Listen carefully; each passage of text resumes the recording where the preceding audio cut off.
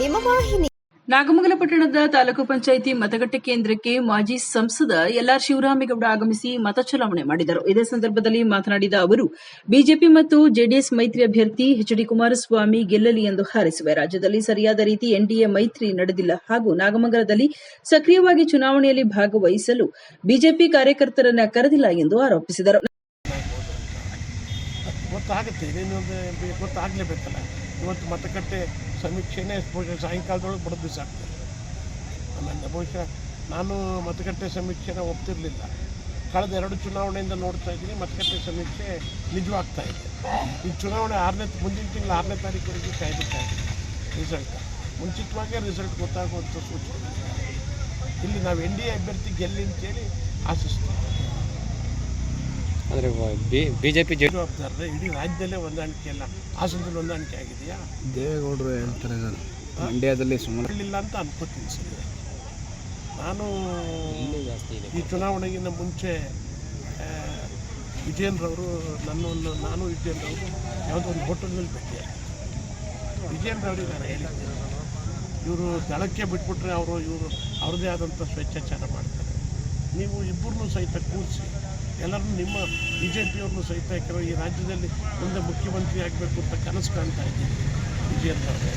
ನೀವು ಯಾರು ಎನ್ಡಿಎ ಮಿತ್ರ ಪಕ್ಷ ಆಗಿದೆ ಅವ್ರ ಜೊತೆ ಕೂತು ಮಾತಾಡಿ ಎಲ್ಲ ವಿಚಾರದಲ್ಲೂ ಸಹಿತ ನೀವು ಕರೆಕ್ಟಾಗಿ ಒಂದು 50-50, 60-40, 70-30 ಈ ಥರ ರೇಷಿಯೋ ಮಾಡ್ಕೊಂಡು ಎಲ್ಲ ತುಂಬ ಸಪೋರ್ಟ್ ಮಾಡ್ಕೊಂಡು ಹೋಗಿ ಅಂತ ಹೇಳಿದ್ದೆ.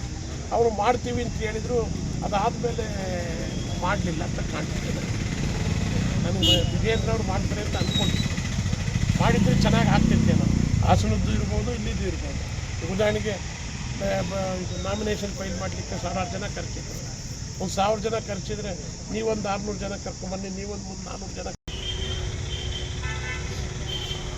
ನಾಗಮಂಗಲದಲ್ಲಿ ನಾನೀಗೇನು ಹೇಳಿದ್ದು, ನಾನೀಗಾಗಲೇ ಚುನಾವಣೆ ನಡೆಯೋಕ್ಕೆ ಮುಂಚೆಲೇ ನಾನೊಂದು 700-800 ಜನ ಮುಖಂಡರುಗಳನ್ನೆಲ್ಲ ಕರೆದು, ಪಕ್ಷದ ಮುಖಂಡರುಗಳೆಲ್ಲ. ನಾನು ಸಕ್ರಿಯ ನಾಗಮಂಗಲದಲ್ಲಿ ಈ ಚುನಾವಣೆಗೆ ಸಕ್ರಿಯವಾಗಿ ನಾನು ಬರೋದಿಲ್ಲ. ಆರೋಗ್ಯ ಚೆನ್ನಾಗಿಲ್ಲ, ಹಾರ್ಟ್ ಆಪ್ರೇಷನ್ ಆಗಿದೆ, ಆದ್ದರಿಂದ ನಾನು ಬರೋದಿಲ್ಲ ಅಂತೇಳಿ ಕುಮಾರಸ್ವಾಮಿ ಅವ್ರಿಗೂ ನಾನು ಅದನ್ನೇ ಹೇಳಿದೆ. ನಾನು ಬರೋದಿಲ್ಲ. ಚೇತನ್ ಗೌಡರು ಅವರು ಬಿಜೆಪಿಯವ್ರನ್ನ ಎಲ್ಲೂ ಕರೆದಿಲ್ಲ ಸಕ್ರಿಯವಾಗಿ. ಯಾಕೆಂದರೆ ಅವ್ರಿಗೇನಾಗಿದೆ ಅಂದರೆ ದಳದೊಟ್ಟೆ ಸಾಕು, ಬಿಜೆಪಿಯವ್ರು ಬೇಡ ಅಂತ ತೀರ್ಮಾನ ಮಾಡಿದ್ದಾರೋ ಏನೋ ನನಗೆ ಗೊತ್ತಿಲ್ಲ. ಬಟ್ ಅವ್ರು ಬಿಜೆಪಿಯವ್ರನ್ನ ಎಲ್ಲೂ ಸಕ್ರಿಯವಾಗಿ ಕರೆದಿಲ್ಲ. ಆದರೂ ಸಹಿತ ಬಿಜೆಪಿಯವರು ಎನ್ಡಿಎ ಅಭ್ಯರ್ಥಿ ಜೊತೆ ಹೊಂದಾಣಿಕೆ ಮಾಡ್ಕೋಬೇಕು ಅನ್ನೋ ದೃಷ್ಟಿಯಿಂದ ಪ್ರಾಮಾಣಿಕವಾಗಿ ಹೋರಾಟ ಮಾಡಿರೋ ಅಂತ ಕೇಳ್ಪಟ್ಟಿದ್ದೆ. ನನಗೆ ಕುಮಾರಸ್ವಾಮಿ 5-6 ಬಾರಿ ಕರೆಯನ್ನು ಮಾಡಿದರು. ಆದರೂ ನಾನೇ ಮನೆಗೆ ಬರುವುದು ಬೇಡ ಎಂದು ತಿಳಿಸಿದೆ. ಏಕೆಂದರೆ ನನ್ನ ಆರೋಗ್ಯ ಸರಿ ಇಲ್ಲದ ಕಾರಣ ಈ ಚುನಾವಣೆಯಿಂದ ಹಿಂದೆ ಸರಿದಿದೆ. ಆದರೆ ರಾಜಕೀಯ ನಿವೃತ್ತಿ ತೆಗೆದುಕೊಂಡಿಲ್ಲ. ನನ್ನ ಮಗನನ್ನು ಸಕ್ರಿಯವಾಗಿ ರಾಜಕಾರಣದಲ್ಲಿ ತೊಡಗಿಕೊಳ್ಳಲು ಬಿಟ್ಟಿದ್ದೇನೆ ಎಂದರು. ಮಾತ್ರ ಹೇಳಿಕೆ ಕೊಡಲಿಲ್ಲ. ನಾನು ಚುನಾವಣೆ ಪ್ರಾರಂಭ ಆಗೋದಕ್ಕಿಂತ ಮುಂಚೆನಲ್ಲೇ ನಮ್ಮ ತಾಲೂಕಿಂದ ಒಂದು 600-700 ಜನ ಎಲ್ಲ ನಮ್ಮ ಮುಖಂಡರುಗಳನ್ನ ಕರೆದು, ನಾನು ನಾಗಮಂಗಲದ ಚುನಾವಣಾ ರಾಜಕೀಯದಿಂದ ಸ್ವಲ್ಪ ದೂರ ಇರ್ತೀನಿ, ಆರೋಗ್ಯ ಬೇರೆ ಸರಿ ಇಲ್ಲ, ಅದಕ್ಕೆ ನನ್ನ ಮಗನಿಗೆ ಬಿಟ್ಟಿದ್ದೀನಿ, ನನ್ನ ಮಗ ರಾಜಕೀಯದಲ್ಲಿ ಮುಂದುವರ್ಕೊಂಡು ಹೋಗಿದ್ದೆ, ಎಲ್ಲರಿಗೂ ಅಪ್ಪಣೆ ತಗೊಂಡು ನಾನೊಂದು ಘೋಷಣೆ ಮಾಡಿದೆ. ಅದಕ್ಕೋಸ್ಕರಲೇ ಈ ಕಡೆ ಬರ್ತೀನಿ. ಇವತ್ತು ಮತದಾನ ಮಾಡಬೇಕು ಅಂತ ಹೇಳಿ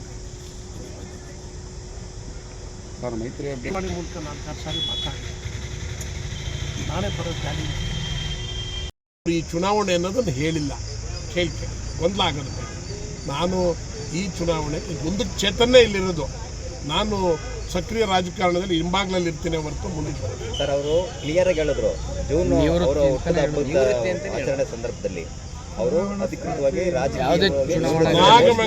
ನಾಗಮಂಗಲ ಚುನಾವಣಾ ಸ್ಪರ್ಧೆಯಿಂದ ಹಿಂದಿದ್ದೀನಿ.